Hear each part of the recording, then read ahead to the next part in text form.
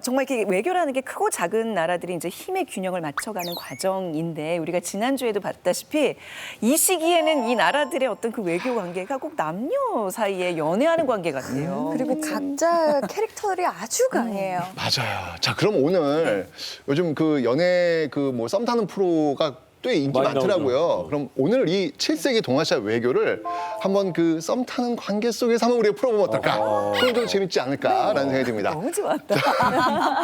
자, 그럼 우리 출연자분들 한번 모셔보도록 하겠습니다. 아, 첫 번째 좋습니다. 출연자, 네, 우리 백제 씨 출발합니다. 귀여워. 네. 아, 아이고야. 그러면 뭐 저기 같이 한번 출연자와 함께 얘기를 나누기 위해서 손가락 하나씩 드릴게요. 뭐 이거? 네. 자, 우선 이 백제 씨 캐릭터에 대해서 한번 좀 얘기를 해보면 네. 이런 생각이 들어요. 정말 지고지순하고 순진하고 또 순박하고 하지만 또 보여지는 모습은 또 있어 보여요. 좀 럭셔리하고 우아한 어떤 그런 모습들. 그런데 너무 순진해가지고 누가 속여도 그냥 거기에 넘어갈 것 같은 그런 사람.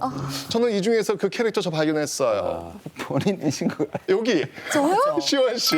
그러니까. 그런 느낌이지 않습니까? 제가 남들을 볼 때 약간 온실쪽 화초처럼 자랐다 그런 말을 많이 듣는데 저는 은근히 독도 있고 가시도 있답니다. 그럼 더 맞아요. 왜냐하면 아시잖아요. 이 백제 신라의 뒤통수 맞은 다음에 그다음에 계속 공격하면서 거의 신라를 멸망 직전까지 갔으니까 그런 느낌도 들어오겠네요. 이제 백제는 우리 시원 씨 이미지로 가는 거예요. 그런 이미지면 좋을 것 같아요. 약간 네. 재벌집 막내 딸 같은 느낌. 아, 좋아요. 우아하고. 아, 좋아요. 예. 있어 보여야죠. 지도를 보시면 지금 백제가 일어나는 것이 한강역에서 일어나지 않습니까? 네.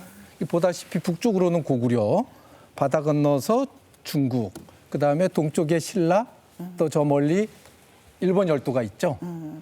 지리상으로 볼 때 교역과 외교에 굉장히 중요한 센터 역할을 한다는 네. 걸 금방 알 수가 있어요. 약간 노른자 땅 느낌이죠. 네. 더군다나 이 북쪽의 고구려가 강국인데 이 중국 세력하고 이제 싸우느라고 정신이 없었고 그 백제는 바다를 건너 중국하고 연결되어 있기 때문에 일종의 이 바다가 안보의 역할을 해줬고요. 그다음에 선진 문물을 받아들이는데도 용이했고 전반적으로 볼 때 지리적으로 굉장히 강한 이점들이 있습니다. 네. 그 실질적으로도 농사도 잘 되고 네. 그리고 앞바다에 해산물도 굉장히 많은 지역이고 무역도 잘 되고 한마디로 가진 게 진짜 많은 진짜 금수저네. 가진 게 많아가지고요. 그 외교력이 조금 느슨해요. 긴장감이 별로 없는 그런 느낌이 좀 들어요. 근데 오히려 가진 게 많기 때문에 또 공격받을 가능성이 큰 거잖아요. 그럴 수도 조심해야 있죠. 되는 네. 위치예요. 자, 이제 그렇다면 이 네. 프로그램의 긴장감을 팍팍 올려줄 네. 출연자분 소개하도록 하겠습니다. 자, 진정한 연예의 고수. 연애 곳에 신라가 바로 신라 씨 등장합니다. 아, 이 신라 씨 같은 경우에는요, 사실 뭐 가진 게 별로 없는 그런 출신이라고 보시면 돼요. 뭐 학맥도 인맥도 별로 없어요. 네. 예, 그러다 성공했단 말이죠. 바로 개천에서 용난 스타일. 이 개천에서 용난 스타일은 어떤 그 본능을 좀 갖고 있냐면 살아남아야 된다. 내가 버텨내야 된다. 아하. 그러면 필연적으로 이게 발달돼요. 눈치입니다. 아, 촉. 이 판이 어떻게 돌아가는지가 빠라락 들어와요. 그냥 본능적으로 계산이 돼요.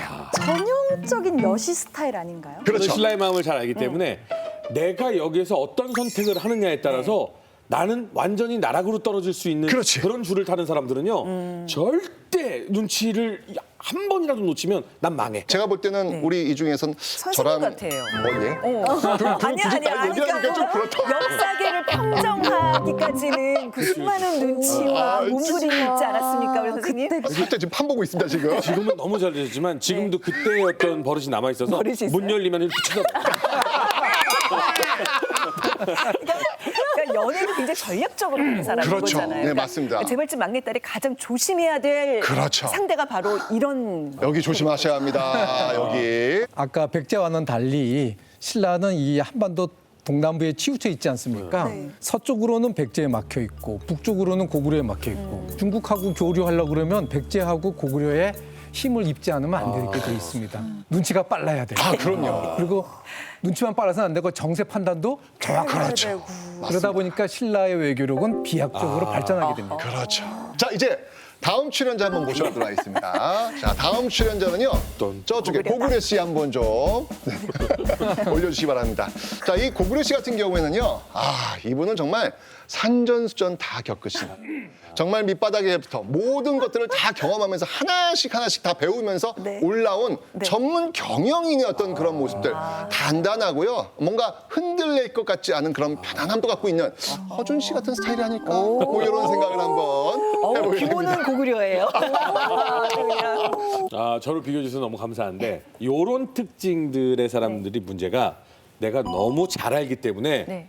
저런 건 내가 필요하지 않아. 저런 건 필요해라고 너무 내 계산대로만 움직이려는 게 좀 있어요. 자신 있으니까. 네. 그렇죠. 자, 이제 마지막 출연자 한 번 또 모셔볼까 합니다. 바로 이분 되시겠습니다. 방입니다. 당당당. 자, 이분으로 말씀드릴 것 같으면 이 썸 전쟁의 포식자. 1인자라고 보십니다. 다 끌어들일 수 있습니다. 뭐 여기는 뭐 외모라든지 촉이라든지 능력이라든지 이 모든 걸 다 갖고 있는 제가 볼 때는 뭐 우리 이 패널들의 생사 여타걸 쥐고 있는 우리 최현정 아나운서 정도 되지 않을까? 제가 당이라고요? 아니 근데 이런 분들 똑바로들 나오면 하세요. 연애 프로에서는 이 사람 도대체 왜 나왔어 이래요. 다들 그러면 저는 아까 이 한반도만 봤을 때는 고구려한테 약간 붙어야 되나 싶었는데 이 당한테 다들 잘 보이려고 노력할 것 같은데요. 맞습니다. 네. 자, 지금 상황에서 이 썸 상황이 지금 어떻게 돌아가냐면요.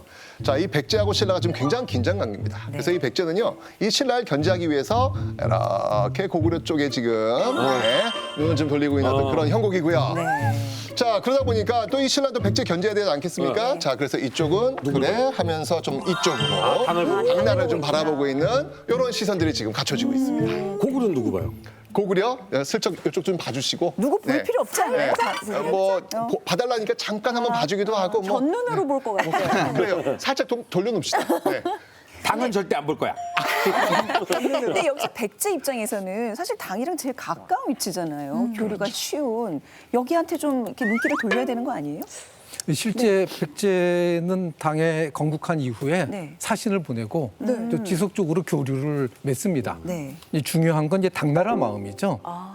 당나라는 이제 백제나 신라나 고구려를 제압하기 위해서 파트너가 될 수 있는 그런 상대인데 사실 당나라는 눈치가 좀 빠른 신라 쪽에 살짝 기울어져 있었어요.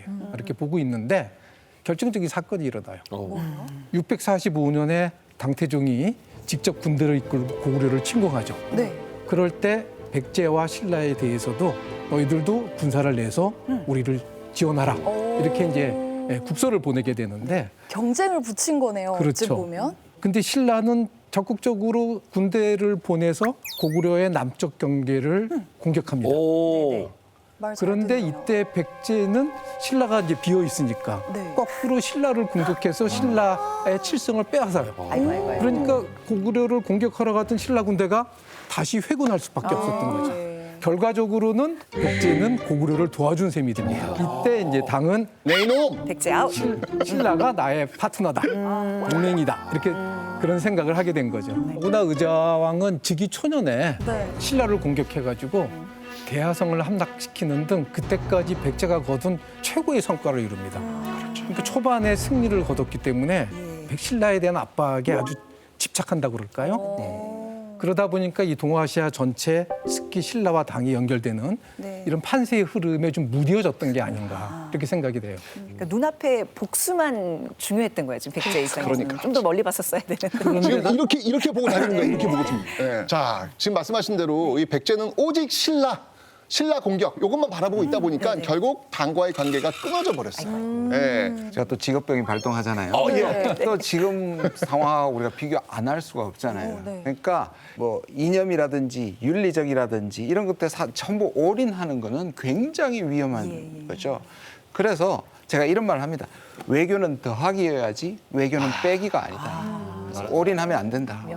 지금 교수님 말씀이 그러니까 그런 거잖아요. 그러니까 북한과 중국이 아주 지나치게 긴밀해지지 않기 위해서 우리가 섬세하게 중국을 다뤄야 되는 그 이치랑 지금 같은 거예요. 그러니까요. 우리가 훨씬 더 미국이나 일본하고 가깝지만 네, 네. 여기에서 만약 여기만 우리가 챙긴다면 적이 될 수 있으니까 적어도 이 국가들과 우리가 좋은 관계를 끊임없이 유지해야 네. 우리나라 국익이 유지된다.